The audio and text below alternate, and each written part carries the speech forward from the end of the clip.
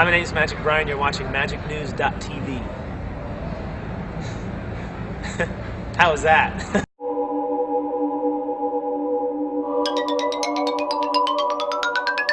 So, Magic Brian, what brings you to Adelaide, the city of churches and Australia's first free city, that is to say, not built by convicts? An airplane. Perform mostly on the street, predominantly on the street? Here, yeah. Well, I don't know. I mean, I do a little bit of both, stage and street. While I'm here, I just try to take advantage of like late night shows and things. But to earn money, it's mostly doing the street shows. But you're known as Magic Brian, or as Magic Brian, as you like to say, Magic Brian. Magic Brian. Yes, I am Magic Brian. And something that's always that I've always wanted to ask, or even have a conversation about, is how did Magic Brian come about? I used to work in this comic book store, and I was always performing. My real last name is Bielemeyer. It's quite a long, complicated name for MCs to pronounce. I do shows, and they go, "What's your name?" Brian Bielemeyer, and they go, "Okay, ladies and gentlemen, please welcome our next act, Brian." So I work in the store, and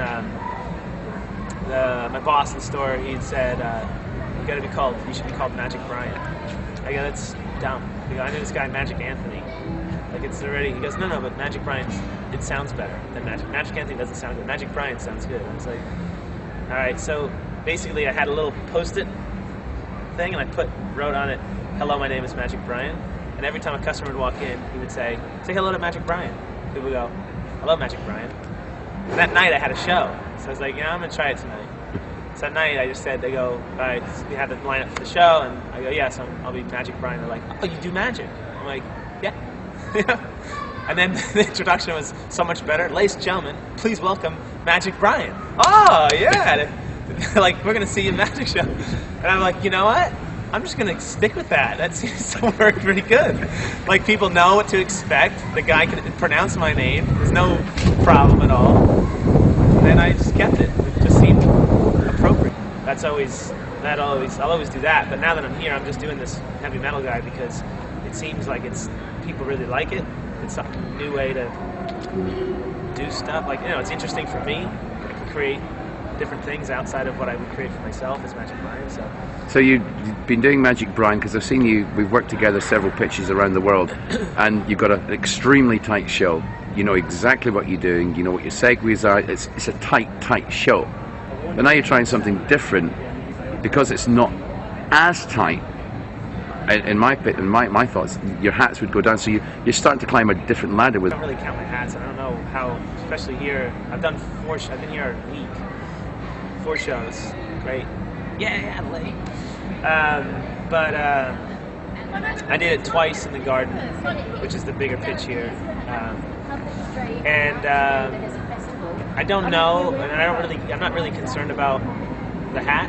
Like, I was just getting through the show, and also I know that this isn't the show that this character's going to do. This is just like a means for me to develop the character, work on the accent, and figure out how to do it also in the street show. Because I don't want to do straight jacket and chains. I've been wanting to not do the straight jacket for a long time. I already have that show. I know that show. But I want to do a different show, and I had other ideas. I actually didn't even expect, like I was saying, I didn't expect to be doing it as a street show. I've had, and maybe I'll still do it, other ideas of a street show of doing this kind of a medicine show, where I have a character that I do called Dr. Frangible, who's also English. I don't know why all my characters are English.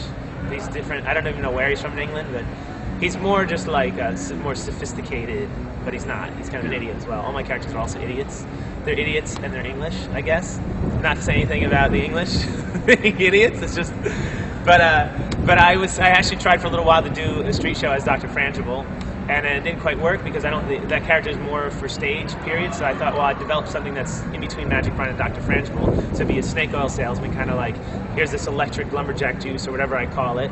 You can drink it and you can do all this stuff, and I would demonstrate it through magic tricks. But I would say that they're not magic tricks. It's really this juice is doing all the work.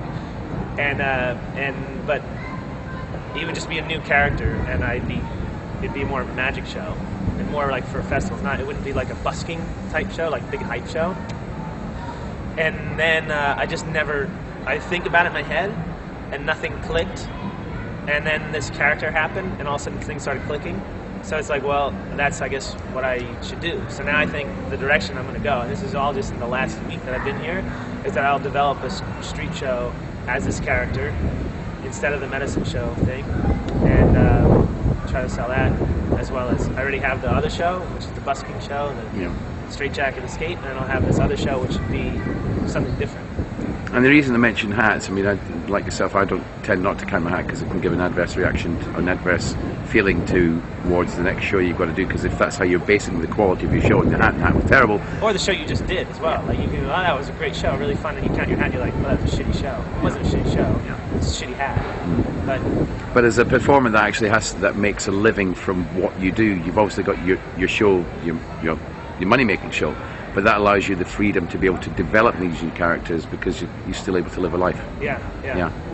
And I don't know. I mean, I already started thinking about. I mean, obviously we have to think about the hat somewhat. You know, I'm here to make money, and I've just last night, like I've done it twice as this character, and I think that when I do my hat line, I'm gonna do me because I think because he's so goofy, I don't think I'm convincing people the right way that, like, yeah, it's worth $5, $10, $20 the show. I'm not sure whether or not, like, but I think I'm going to try it where I'll break out of the character to do the hat line, because, you know, with hat lines you got to be honest, and so I'm not being honest because I'm pretending to be somebody else. And whether they see through that or not, like, obviously they know I'm not really that person. They might think I'm English anyway, but I'm playing this character. But I think and I'll try it, I just come out of the character, you know, start it as the character, but the hat line as the character, and then say, look, I want to be honest with you guys, and then say, hey, my name's Magic Brian, I come from New York, you know, and then see if that makes a difference, because I think that, yeah, obviously the hat is how we make our living, so there is some importance to me on, like, earning money as this character. What would you say to somebody who looks at any street show, not just particularly yours or anybody that we've seen here in Adelaide, when they look at the street show and sometimes there's a lot of hype, and they say, well, they could do that in 5 minutes. Well, I know what I would say in regard to that, but what would you say? As you've got a 45-minute spot, you could do your whole schmear in 5 minutes. Yeah. So what's happening what's happening with the other 40 minutes? Yeah, well, so you're taking the audience on a journey. It's like they're meeting you as a character or a person or whatever, and an intelligent audience understand that it's a show. Like, yeah, they probably know you can do that in 5 minutes, but that's not as entertaining as if you. I mean, there's certain limits, I think, to how long you can draw something out. It's like, get on with it already, some stuff. But if you craft it well, then people don't see. I think my show, I think like 25 minutes of it is not really anything. I mean, there's stuff going on, but I'm not really doing that much. I mean, I'm doing stuff as talking, interacting with the audience, but I'm not like, I don't have any juggling in my show, obviously. I don't have any kind of skill, so it's just, the skill is like connecting with the audience. And so that alone is something, but if you're watching without sound, it just looks like there's some guy running around for a while, right? But essentially it's not. It's like all this other stuff that's going on, and then the straight jacket happens, right? And I think that for me anyway, like, I need that to connect with an audience, and the audience needs that to connect with the performer, and you take them on this journey to this ridiculous thing that essentially it's ridiculous what we're doing. It really is. Like, you know, you're making things come out of cups, right? I'm escaping from a straitjacket. You're like juggling on a unicycle. You're just showing people, like, look what I can do. Look at this stuff that I can do. You're just taking longer to do it, right? Why not? Because it's essentially, it's like just ridiculous. It's not, so it'd be akin to watching a great film and just seeing the denouncement at the end without having invested any time in the character. So you're trying to get people to invest time, emotion, energy in your character, like I would. Yeah. So that, as you say, you could take them on that journey. Yeah. And there are people out there, unfortunately, who just don't see that. So do you think? So that leads me to ask: do you think you actually provide value to people's lives by doing what you do, predominantly on the streets? If but for a short while. Yeah, I think so. I think it's important to laugh. I think it's important for people to be happy. I mean, I'm sure you've had it as well. Like, people come over at the end of a show, and I've had people tell me, like, there was a fact, it was here a couple years ago. This woman came over and said her husband had just passed away, and and it was in the mall, Rundle Mall. She gave me $20. She's like, my husband passed away last week, and you cheered me up. The show cheered me up. Like, that's amazing. Yeah. You know, that happens. Yeah, you can change somebody's, not their life, but you can change their day, maybe a little bit, you know, like their mood. Yeah, see, let them see something different just for that moment. Kind of snaps them out of whatever their routine is, and then they're like, oh, well, what's this? And they sit and watch, and then it's like they have a smile, right? So, yeah, I mean, that's what entertainment is. So you take people out of whatever they're doing. You know, like you go to the movies because you want to not be sitting at home, or you don't want to be at work. You go to the movies to go someplace else. So I think shows do the same thing. We kind of take some people someplace else for a little while, like a little trip, a little vacation from their life, and that's nice. You need that to be sane. Yeah. But Brian, blah blah blah, Magic Brian, yeah. Magic Brian, Magic Brian, yeah, Magic Brian is American. Yes. So, tell by the accent. Yeah. So where's the accent? I know New York, but yeah, I don't know New York. Yeah, I grew up just north of the city, about an hour and a half north of. I live in Manhattan, New York City. Lived there for I don't know, 13, 14 years.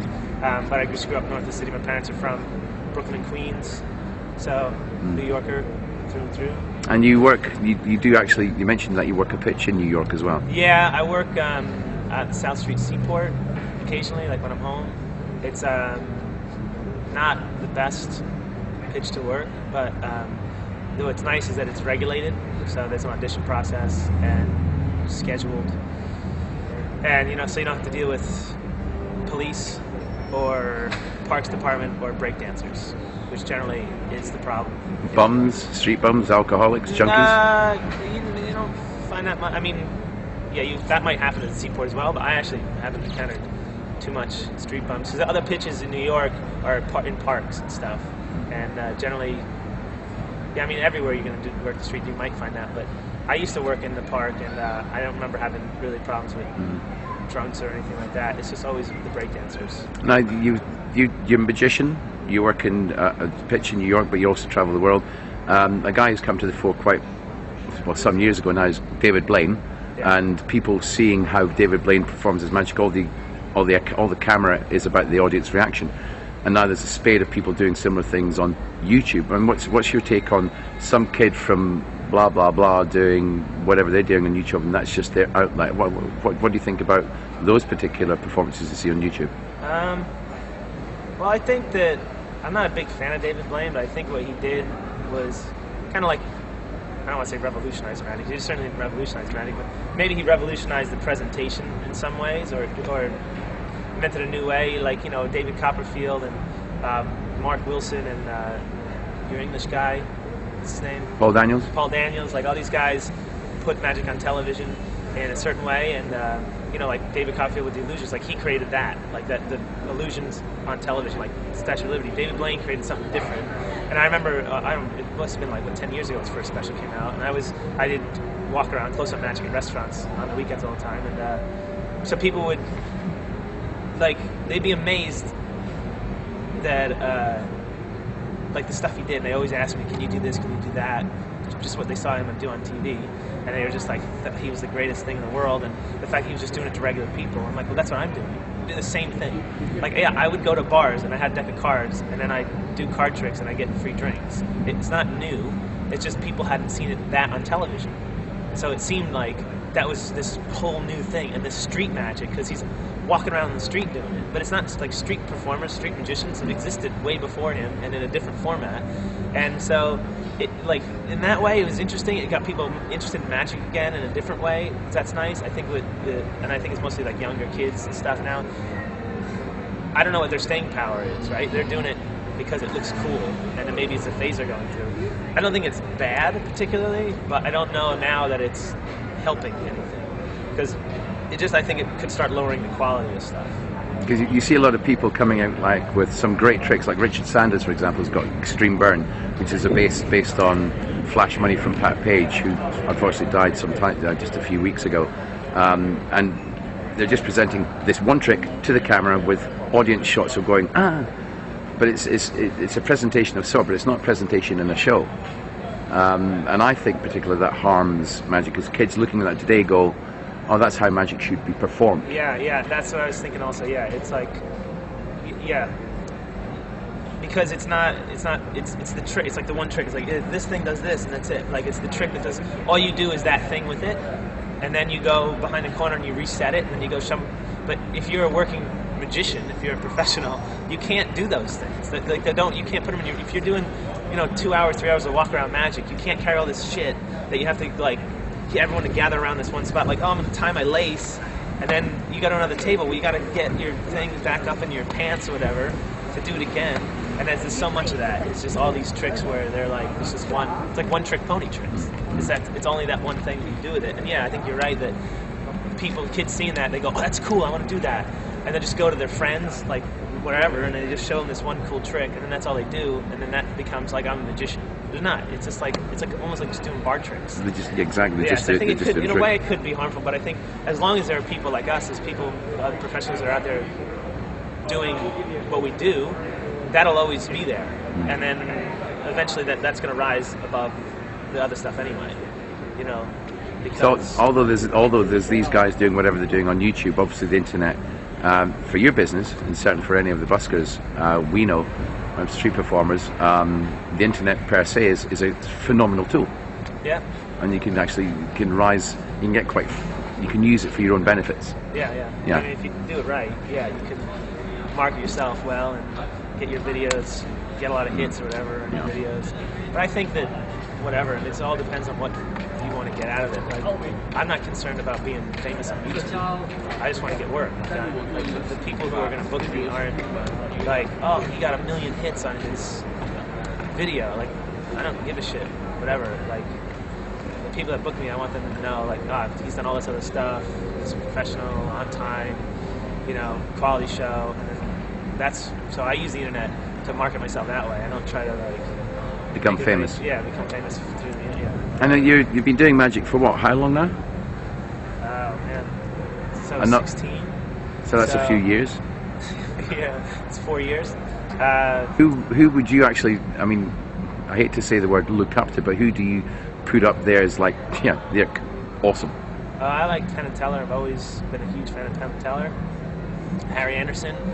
That is pretty clever. I mean, he doesn't do much now, but I just remember seeing him on Saturday Night Live. Thought he was great.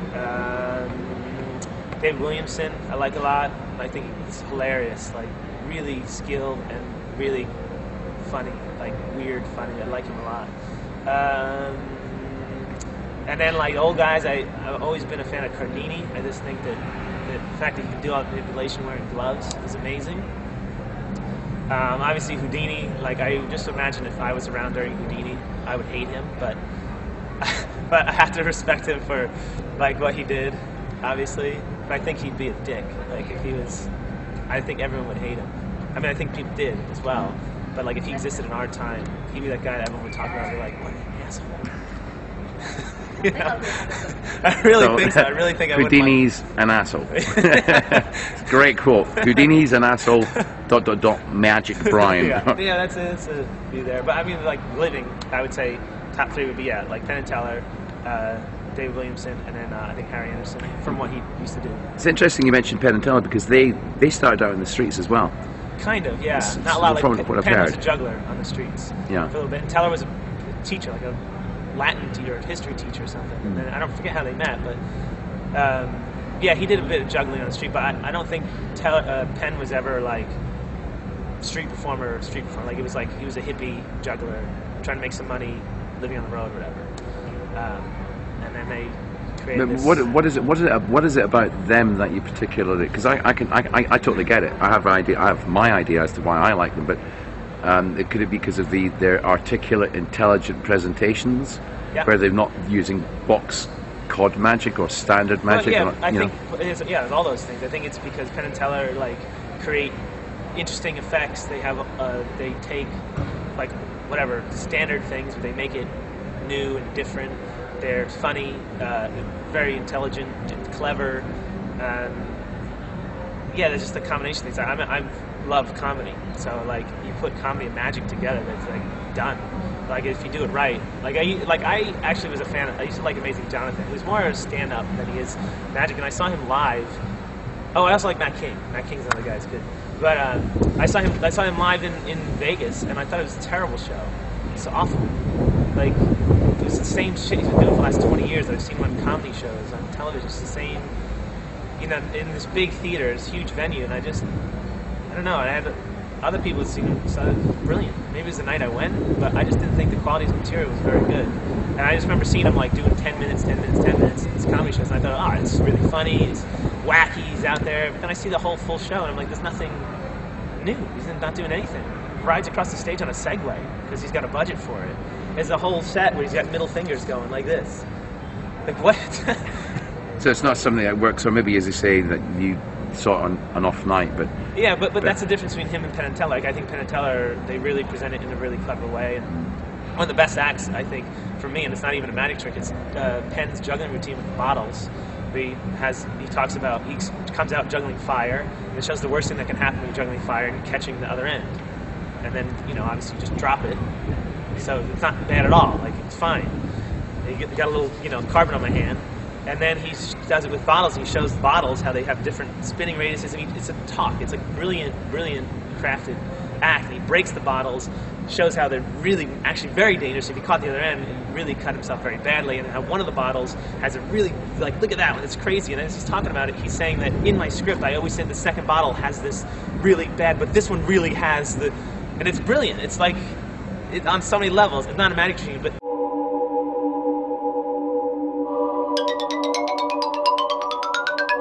just the fact that he crafts that, like, that's their whole show, is just really well done, smart. All right. Let's go watch Tumble Circus. Let's go watch Tumble Circus. Cheers, Brian.